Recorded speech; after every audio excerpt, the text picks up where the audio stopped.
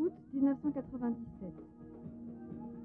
L'Inde célèbre 50 ans d'indépendance et la capitale New Delhi est le témoin de ce vibrant spectacle.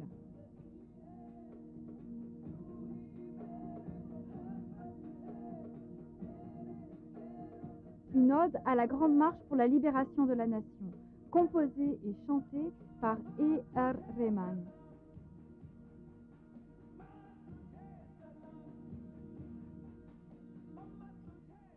L'interprétation de Rahman constitue un tribut émouvant à l'hymne national, le Vande Mataram.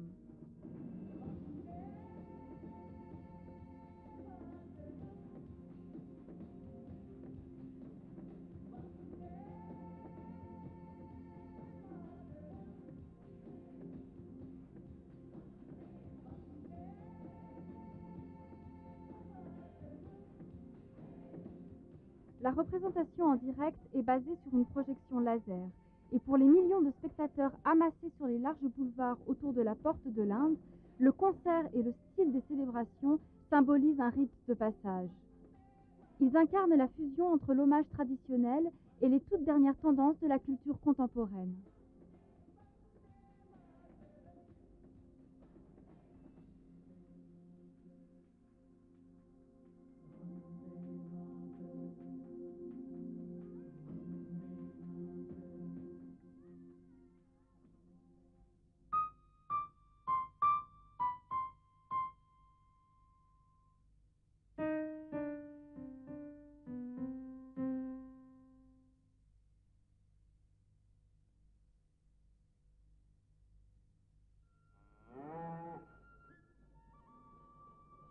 C'est ici la campagne du district de Gorakhpur, dans l'est de l'Uttar Pradesh.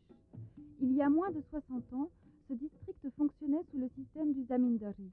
C'était le fief des propriétaires terriens qui levaient leurs propres taxes.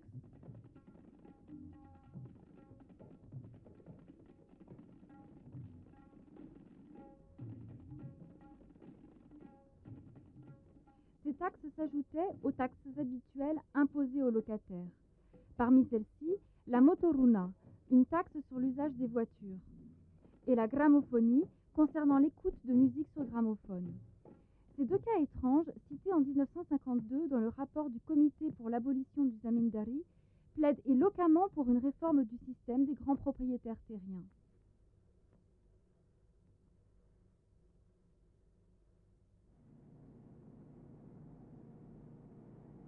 Aujourd'hui, Gorakhpur est divisé en 3 districts et un 4e est sur le point d'être créé. L'ère du zamindari est révolue et la deuxième révolution verte a transformé le district d'un marécage infesté par la malaria, sujet aux inondations, en l'une des régions agricoles les plus prospères de l'Uttar Pradesh. La ville de Gorakhpur est l'un des conglomérats urbains à la croissance la plus forte de l'Inde. Les magasins de musique ont en stock tous les CD et cassettes les plus récents, ainsi que le matériel audio le plus moderne. 50 ans après l'indépendance, les sociologues affirment que l'un des tournants majeurs pour la société rurale indienne fut l'abolition du zamindari. L'abolition du zamindari a été très importante, aussi bien en termes de développement social que pour le pays. Par conséquent, ce que nous constatons aujourd'hui, c'est que les castes ou les classes qui louaient leurs services ont pris ces places laissées vacantes par les zamindars. Mais elles ne sont pas elles-mêmes devenues des zamindars. Il y a eu une ascension sociale importante, et cette ascension est non seulement manifeste en termes économiques, mais aussi en termes politiques. Auparavant, ce sont les zamindars qui parlaient en leur nom. Maintenant, ce sont les gens eux-mêmes qui parlent pour eux.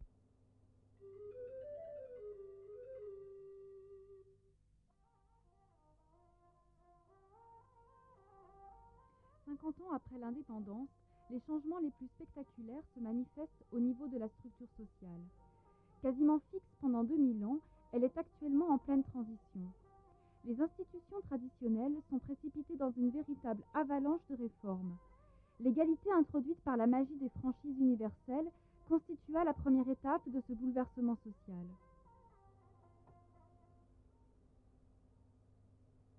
Peut-être que les changements les plus productifs ont été provoqués par l'affranchissement des adultes.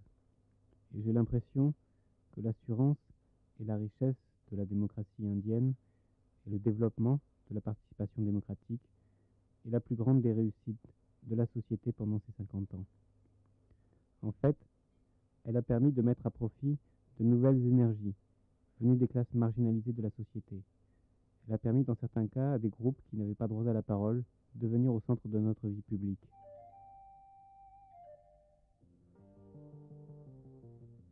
Ces dernières décennies, une législation progressiste a fait évoluer les mentalités et l'attachement à un ordre hiérarchique. La discrimination positive en faveur des basses castes et des tribus, avec l'instauration de quotas dans les domaines de l'éducation, de l'emploi et de la représentation législative, constitua une deuxième étape importante, accompagnée qu'elle le fut par l'abolition de l'intouchabilité. Une fois passée la douleur de l'enfantement constitutionnel, l'Inde est devenue légalement une société sans classe, ou du moins sans caste et sans secte.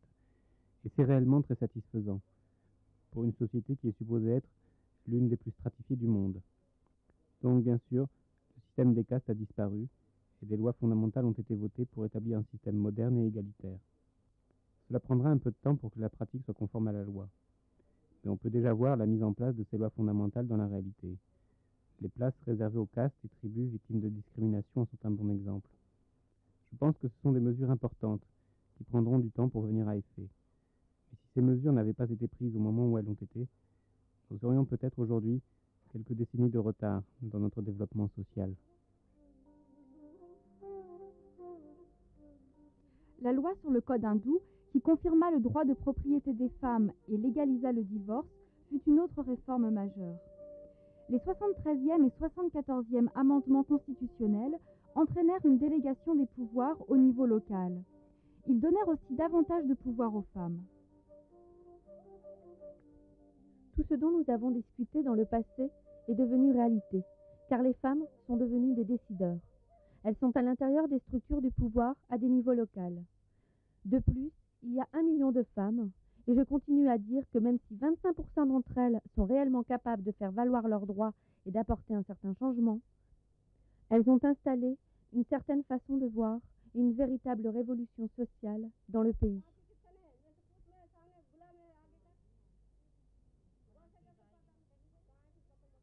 Des sièges élus sont maintenant réservés aux femmes. Cette politique volontariste a provoqué une féminisation des postes de pouvoir.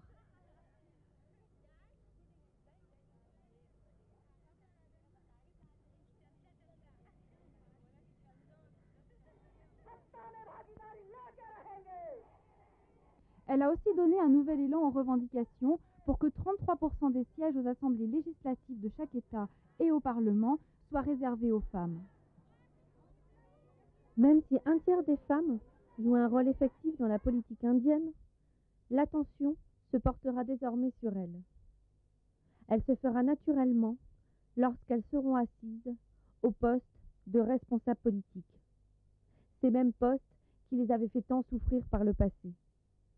À partir de là, naturellement, une vraie solution émergera. La société indienne traditionnelle traverse une série de transformations révolutionnaires. Dans les centres urbains, on remarque l'émergence d'un nouveau groupe de femmes actives dans des postes de décision. L'immense progression de cette catégorie de travailleurs est en train de créer de nouvelles dynamiques au sein de la famille et de la société tout entière.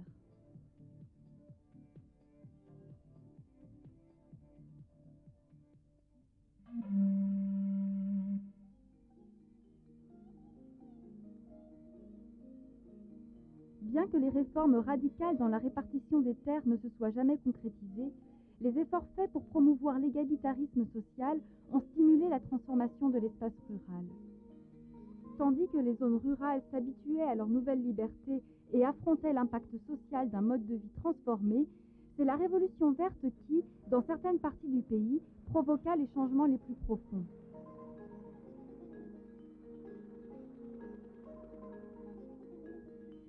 La révolution verte fut dictée par la nécessité de subvenir aux besoins alimentaires de millions de mal nourris. Motivés par la quête de l'autosuffisance, érigée en idéologie nationale, les dirigeants politiques s'associèrent aux scientifiques. Les méthodes agricoles se modernisèrent.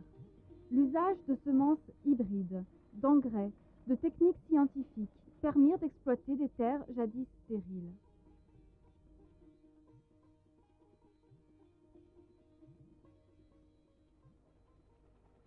À partir de 1968, notre programme s'est tourné vers l'amélioration des rendements par hectare et par région.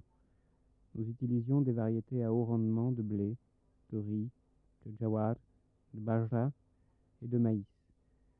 Elles étaient cultivées en contrôlant l'eau, l'irrigation et la fertilité du sol. Les variétés à haut rendement étaient en mesure de convertir l'irrigation et les engrais en grains. Les sociologues soulignent que cette métamorphose de terres incultes en terres cultivables modifia complètement le mode de vie des populations concernées. Cela a changé le mode de vie des gens. Il y a eu plus de personnes travaillant dans le secteur commercial, dans le secteur monétarisé. Quelques parties de la société sont encore en dehors de ce secteur. Cela a peut-être, jusqu'à un certain point, creusé des disparités. Mais c'est un autre problème. Cela a réellement, comme je l'ai dit, changé considérablement les modes de vie. Si la Révolution verte apporta la prospérité aux paysans, la nationalisation des banques en 1969 libéra de nombreux cultivateurs du cercle vicieux de la dette envers des propriétaires et usuriers avides. Later, a presidential ordinance issued on 19th July nationalized 14 major banks. Les allégations selon lesquelles des politiciens abusèrent par la suite du système des prêts pour s'assurer des votes n'amoindirent pas son impact révolutionnaire sur la campagne indienne. Les prêts octroyés par les banques d'État donnèrent un pouvoir économique à toute une nouvelle classe de paysans. Chaudhry Charan Singh, homme politique d'Uttar Pradesh qui devint Premier ministre pour une courte période en 1977, fut sans doute le premier à exprimer les aspirations des nouvelles classes paysannes émergeant à la fin des années 60.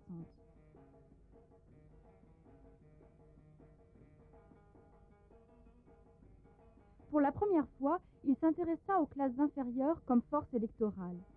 D'autres se servirent de moyens législatifs pour développer cette idée. Dans les années qui suivirent, la classe politique dans de nombreux États du Nord fut dirigée par ceux qui défendaient la cause des sections les plus défavorisées de la population. En 1990, quand le gouvernement central accepta le rapport de la commission Mandal, cette focalisation sur les classes inférieures détermina le projet national.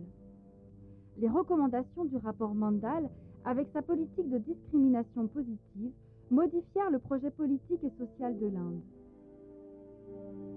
Aujourd'hui, ceux qui en bénéficièrent le considèrent comme la clé de leur reconnaissance sociale.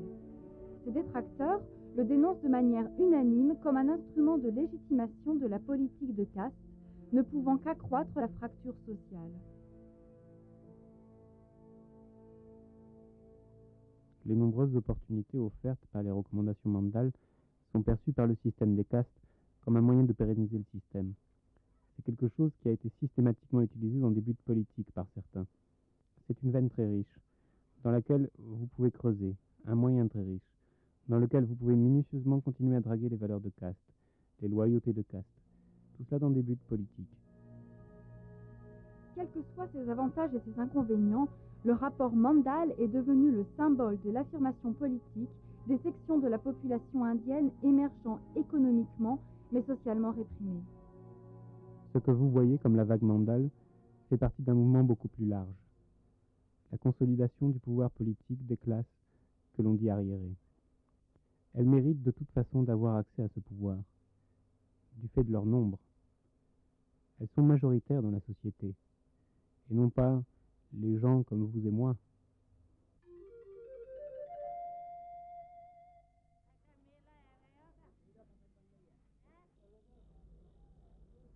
Depuis 50 ans, c'est également dans les petites villes que se définit une Inde nouvelle.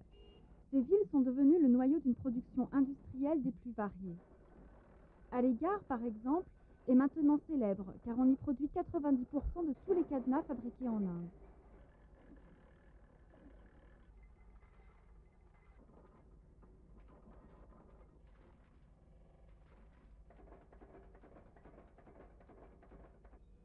Et 30% des vélos manufacturés en Inde viennent de l'état de Haryana, près de Gurgaon.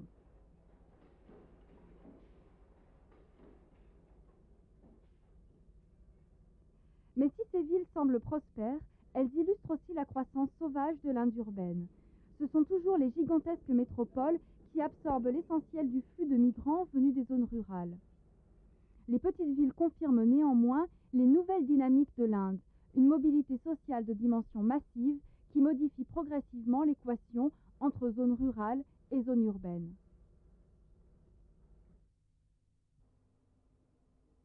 Faisons un voyage de Delhi à Dehradun. Sur le trajet, nous passerons par Meerut, Muzaffarnagar, Moradabad, et ainsi de suite. C'est une zone complètement urbanisée. C'est ce qu'on appelle une conabration. Les petites villes suivent la voie des grandes. Les gens des villages trouvent des emplois dans ces petites villes. Ils vendent leurs marchandises. Ces petites villes connaissent donc une croissance très rapide, simplement du fait que les gens des villages ne sont plus satisfaits de leur vie.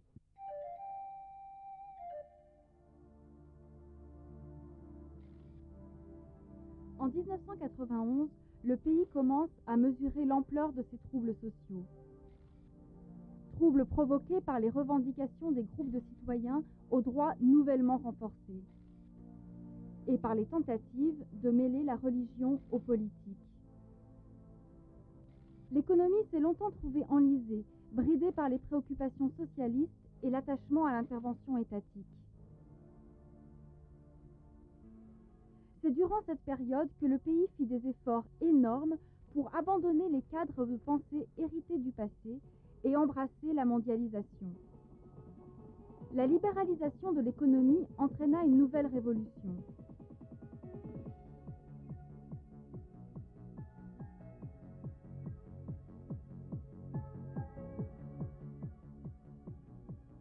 Elle coïncida avec le développement du secteur des télécommunications et l'arrivée de la télévision satellite.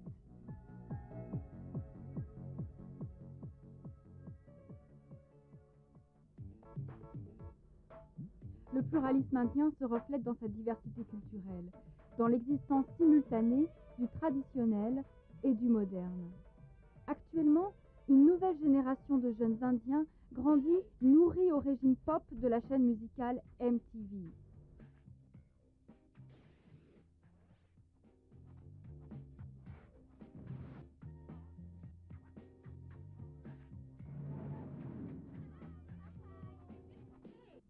MTV. Enjoy. जवानी है दीवानी मेरी रानी रुक जाओ रानी देख जरा पीछे मुड़ के चली कहां. Mais les influences locales sont restées tellement fortes que MTV a dû modifier sa présentation pour pouvoir toucher le public indien. Ils sont venus et ont étudié le marché et réalisé que les gens écoutent ce genre de musique. Ils ont donc suivi la voie normale, qui est de rendre les gens heureux. Ce que le public veut dicte nos choix. Nous ne leur imposons pas les nôtres. Dans une certaine mesure, le monde de la mode est contrôlé par les médias, définitivement. Mais en dernier ressort, ce sont les consommateurs. Les consommateurs sont rois. Ce qu'ils veulent entendre, nous le diffusons. L'impact de MTV reflète l'important pouvoir d'achat des classes aisées des centres urbains.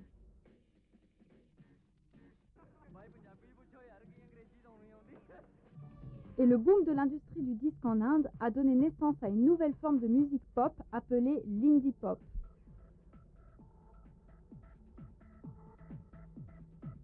Les chanteurs utilisent un jargon spécifiquement indien.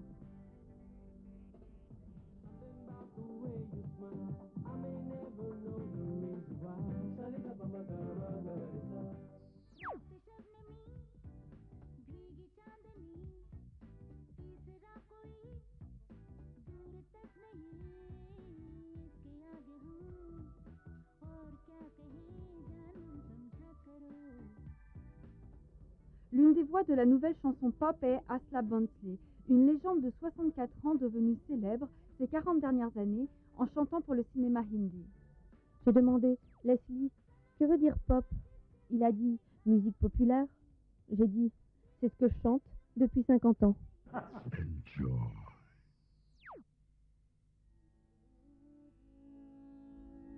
La jungle d'antennes de télévision et d'antennes satellites témoignent des aspirations d'une nouvelle classe d'Indiens. Aspirations qui se réalisent lentement mais sûrement. Les nouvelles classes moyennes supérieures qui émergent actuellement, si elles sont exposées à des systèmes de valeurs venus de l'extérieur, n'ont pas pour autant complètement abandonné leur attachement aux traditions.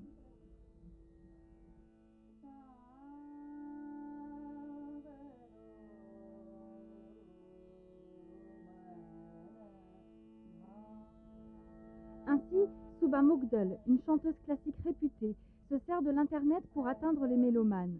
Le site web qu'elle a créé renseigne sur les différents types de ragas ou chants traditionnels.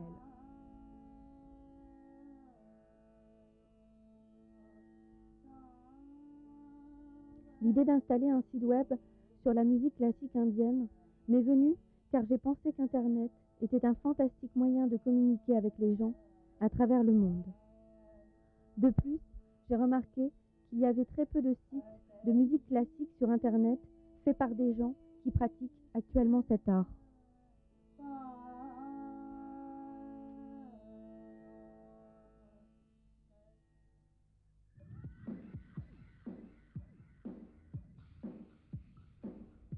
Dans les grands centres urbains et même dans les petites villes, les défilés de mode captent l'humeur festive des jeunes stylistes qui retravaillent les tissus et utilisent les motifs et le savoir-faire traditionnel pour créer un style moderne. Ces stylistes se servent de l'Internet pour se faire connaître d'une clientèle mondiale.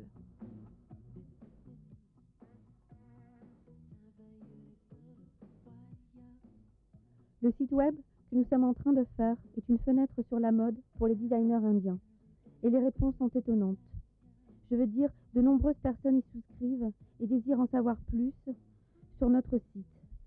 Nous gardons la même configuration et essayons de mettre au courant les designers indiens afin qu'ils sachent ce qu'il se passe dans l'industrie de la mode en Inde. Dans les restaurants et les hôtels 5 étoiles, des cybercafés sont à la disposition des clients qui communiquent avec le reste du monde à travers l'Internet.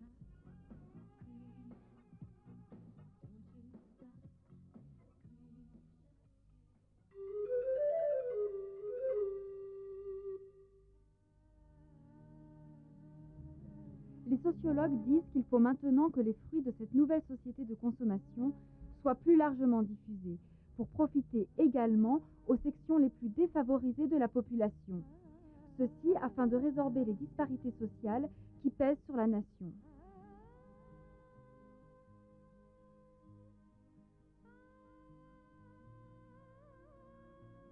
L'écart qui sépare les classes les plus favorisées du pays par rapport au reste pose un véritable défi.